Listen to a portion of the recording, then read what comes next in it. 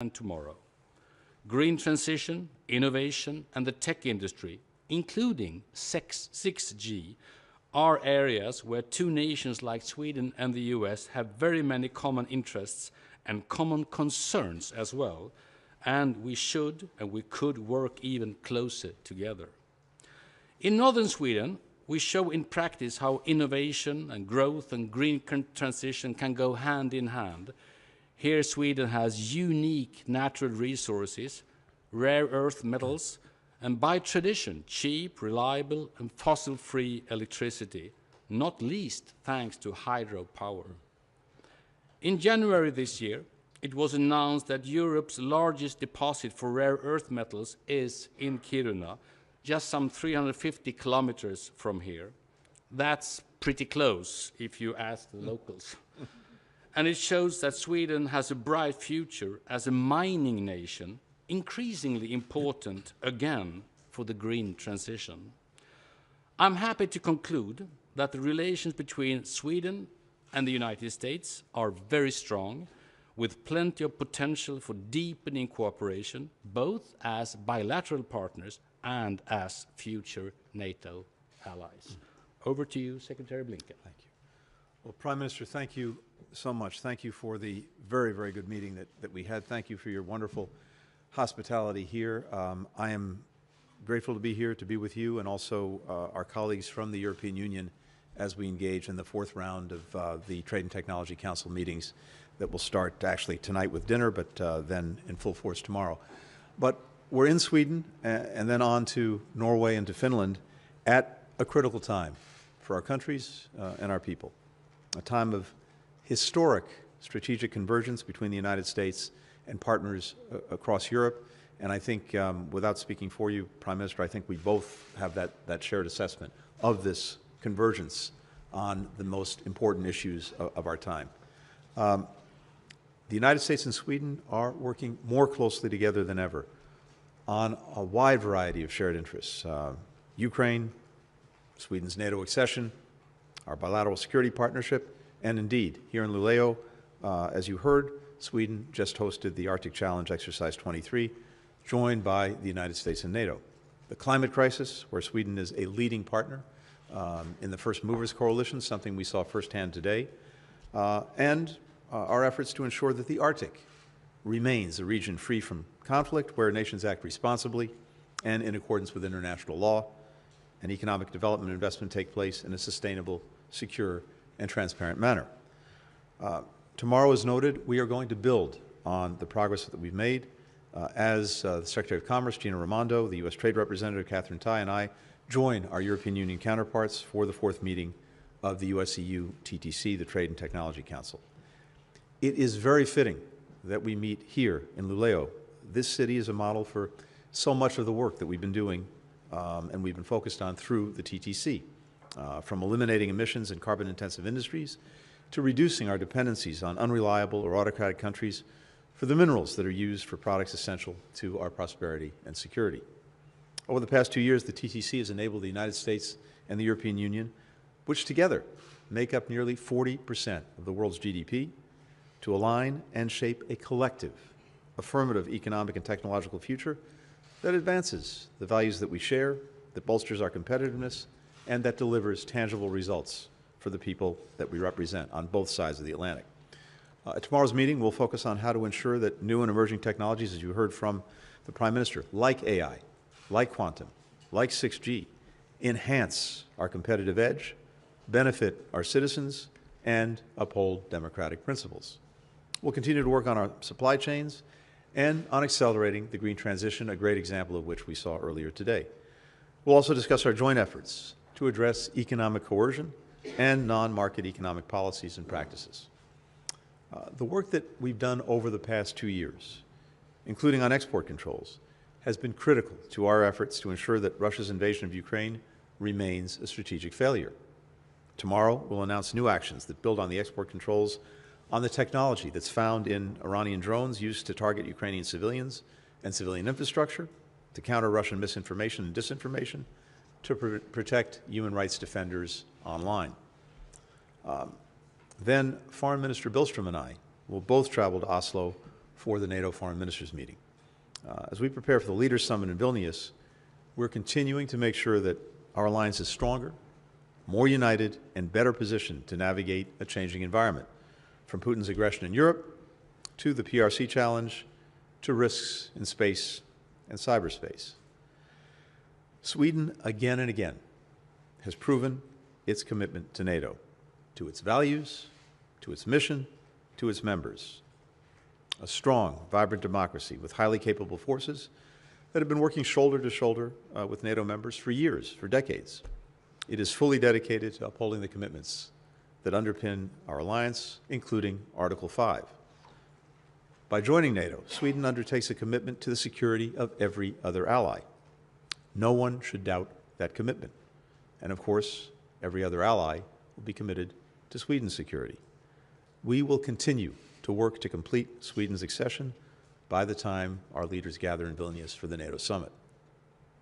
Just days after President Putin invaded Ukraine, Sweden moved swiftly to provide assistance. The first time it's delivered lethal assistance since it came to Finland's aid in the Winter War going back to 1939. Sweden has provided approximately $2 billion in military, humanitarian, and economic support to Ukraine. It's welcomed nearly 50,000 refugees from Ukraine, providing pathways not only to have access to public services, but also to work, to study, which they want to do so that they can contribute to their communities here and ultimately to their communities back home in Ukraine. And in its role as EU President, President of the Council of the EU, Sweden has overseen the EU's 10th sanctions package, launched on the one-year anniversary of Russia's invasion. It's also overseen a landmark agreement to jointly procure ammunition for Ukraine and has set up a process to investigate how frozen Russian assets can be used to rebuild the country. So, Mr. Prime Minister, on so many fronts, as we were discussing, in challenging times, the most important thing is to have close allies, close partners, close friends. The United States could not ask for a closer partner and friend, and soon closer ally than Sweden. Thank you. Thank you so much. Thank you. We'll open up for a few questions. We'll start with the Swedish television. Johan Pisoni. Yes, Mr. Secretary Blinken, what do you make of the fact that there are still 2 countries blocking the Swedish NATO application? And is the U.S. willing to add more pressure to these countries in order to speed up the process? Thank you. So the accession process is just that. It's a process. And in fact, if you look at this in historic terms, it's moved remarkably rapidly, with Finland's accession and very soon Sweden's accession. Through that process, individual members of the alliance can bring up issues of concern to them. And of course, Turkey has done that over the last months. And I think it has rightly focused attention on some of its security concerns that both Sweden and Finland have taken remarkable steps to address, important ones. So I think it's to Turkey's credit that it's been able to focus all of the alliance on some of these concerns, but it's to Sweden's credit, as well as Finland's credit, that they've taken concrete action to address those concerns. From the perspective of the United States, the time is now to finalize Sweden's accession. Again, it's taken very significant steps to address very legitimate concerns. And I think in terms of its own qualifications for membership, from day one, it was qualified precisely because it's been such a long-time partner for NATO, of course, the European Union, and with values that are fundamentally the same. So we look forward to this process being completed in the weeks ahead. We have no doubt that it can be, and it should be, and we expect it to be. Okay, next question goes to Missy Ryan. Okay. Hi, I'd also like to ask about the Sweden NATO accession issue.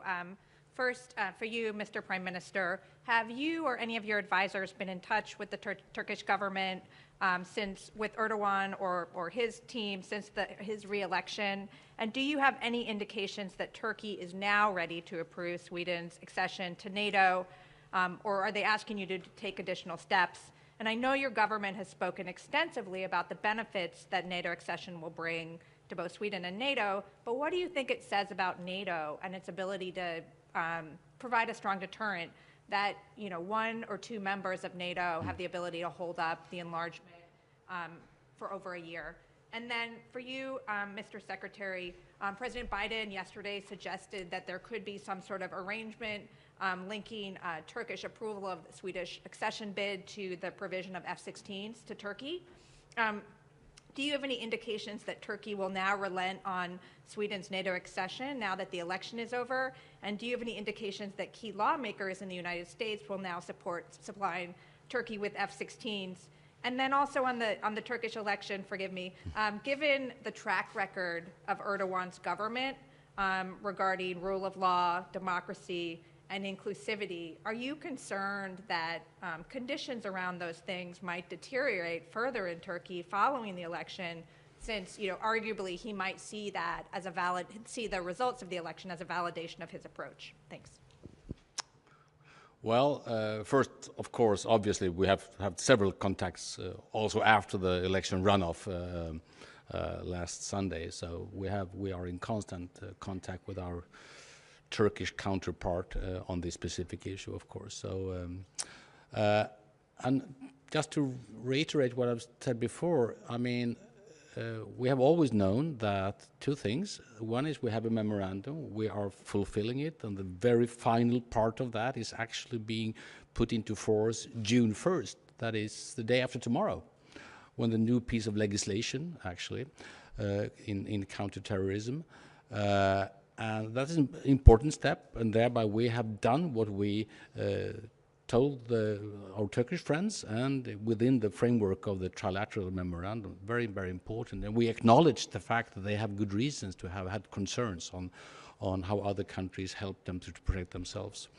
But on the other side, or at the same time, we have always recognized the fact that every NATO ally has to make its own decision, and only Turkey can make Turkey's decisions, and we fully respect that. So that's basically it. And now we wait for them to make their decision. And Missy, your question, first let me just say, it is appropriate that every ally have a clear say in the admission of new members, or the accession of new members, because it comes down to Article 5. Each member is making a solemn commitment to every other member that it will join in coming to their defense if they are the victims of aggression. And so it's important that every member have its say in this process. And as I said earlier, by historic terms, this has moved remarkably rapidly, and we believe it needs to come to a conclusion now. With regard to Sweden's accession and the F-16s, these are distinct issues. Both, though, are vital in our judgment to European security. I've already been clear about why it's profoundly in the interests of the alliance and the United States to have Sweden as a formal ally in NATO. And as I said, we expect that process to be completed in the weeks ahead. But we know that our alliance will be stronger, and we will be better off when that process is finalized.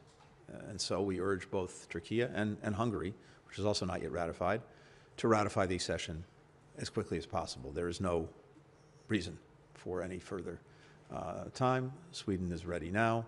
That decision should move forward now. With regard to the F-16s, our administration has been very clear. We believe it's important that Turkey have the F-16s or the F-16 upgrades as a critical member of the NATO alliance, to make sure that they are operating at the highest standards of the alliance, that they're fully interoperable with every other ally. This, too, is in the interest of the United States, and it's why we brought this forward for consideration. It's equally true that there are members of Congress who feel strongly, and while we are not linking the two issues, and I say we, I mean the Biden administration, some members of Congress are. They are linking Sweden's accession to NATO to the moving forward on the F-16s. Congress is a fully equal and independent branch of government. Their voice and their vote in any such decisions, of course, is critical. But from our perspective, we believe that both should go forward and should go forward as quickly as possible. That is to say, Sweden's accession and moving forward on the F-16 package. More broadly, as always, we're focused on the actions of any given government, of any given partner, not on hypotheticals about what they may or may not do in the future. We'll remain focused on their actions. Okay. Next question goes to TT News Agency. Secretary, first of all, welcome to Sweden. Thank you. Just a follow-up on the NATO question here. The NATO meeting in Vilnius is only 6 weeks away. What would you say the odds are, the chances are that you will see Sweden as a member of NATO before the meeting takes place? And sort of like a follow-up on that, if the process will be further delayed, what might the consequences be for Sweden as well as for NATO? Do you have a bet on this, or are you thinking of putting some? I don't have any inside information that I could or would share. Look, as I said, we believe the time is now. And there is no reason for not moving forward. And as I said before, and as the Prime Minister has expressed very eloquently, Turkey has raised important and legitimate concerns. Sweden and Finland both addressed those concerns, and so the time to move forward is now. We'd like to see that happen before the Vilnius summit. But again, I can't put and won't put odds on it. What I can say is this.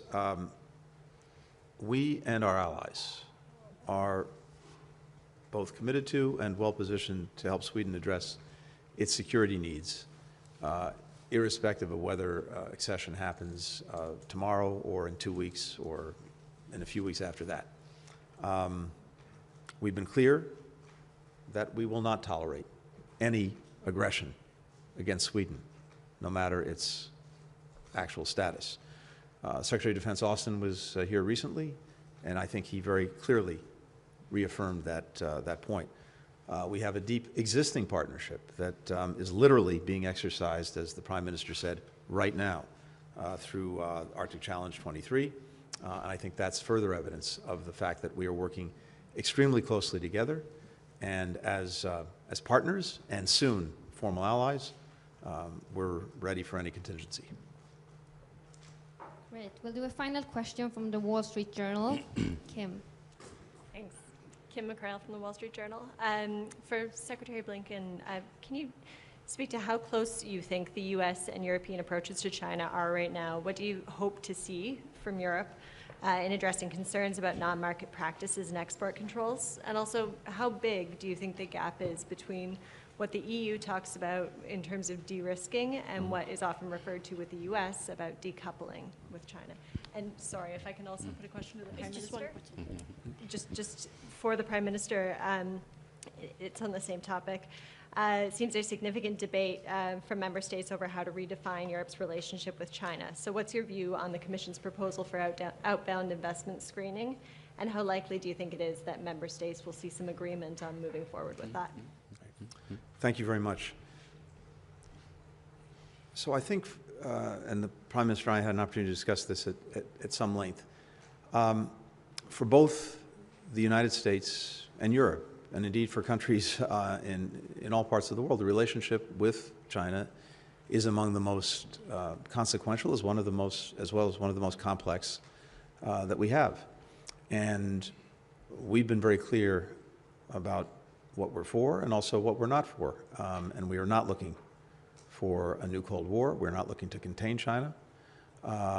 We are looking to make sure that we are upholding our interests and our values in that relationship, and that we're managing it responsibly. I think there's a demand signal from countries around the world that both China and the United States manage the relationship responsibly, that we take every reasonable step to make sure that the competition that we're in does not veer into conflict. And one of the reasons that President Biden and President Xi agreed when they met in Bali last year to strengthen our lines of communication was precisely to that end, as well as seeing if, when it's in our mutual interest and in the interest of others, there are areas where we can actually strengthen cooperation.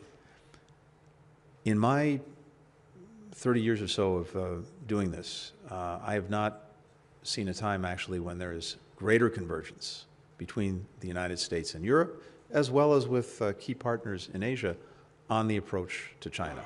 I think you see that reflected in what key leaders in Europe are saying, including just today, the Prime Minister in discussing this issue, but I'll let him speak for himself.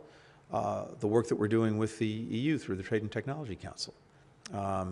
The recent speech by President von der Leyen, which I think could very much have been an expression of our own policy. And when you look at it, I think what you've seen over the last couple of years is that increasing convergence. Both the United States and Europe, I think, believe that, again, this relationship is an important one, one that we seek to sustain, but with our eyes wide open. And so both the United States and Europe are not in favor of decoupling, but we are in favor of de-risking. And you've heard that from the leadership on both sides of the Atlantic. But not only have you heard that, you've actually seen that in practice through the Trade and Technology Council, as well as other work that we're doing with the European Union. You're seeing country after country put in place investment screening mechanisms, not for the purpose of stopping Chinese investment, but for making sure that in discrete areas, industries, companies, geographic areas where that investment could pose a challenge or to our security, we have the appropriate mechanisms in place. We're now talking about, as well, in very discrete ways, looking at outward investment to make sure that it's not going to support developments in China that could pose a threat to our security. We're working more closely together than ever on building supply chain diversification and resilience, with the EU putting in place early warning systems to disruptions in the supply chain, as well as diversifying them. Again, we're coming together to do that.